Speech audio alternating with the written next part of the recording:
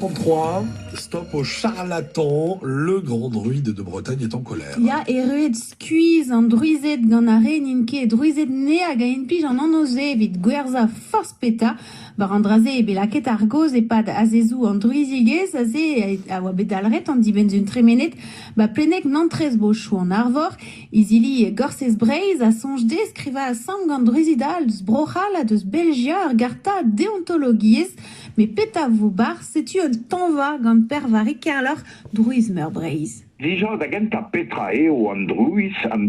a zo bet gret druiz gant un druiz pen druiz ezal. Hag an druiz a vremañ are a zo e barz urzou pe strolazo, a zo dever deus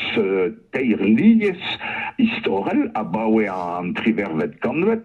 setu an draz e velavar, hag ouz penze velavar de barz ar garta, an druiz ne c'houlen ket argan evitan e unan ne ket ur vichar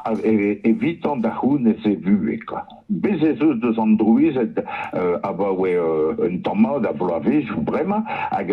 an dudze a zo e skuiz da ve sellet douto evel trompler e klas trompla an dud, quoi. Mem stra ken a gounit a gouniz argan diwar non nemet ken, quoi. Gant poliseien Sant-Brieuc oa begret ur gab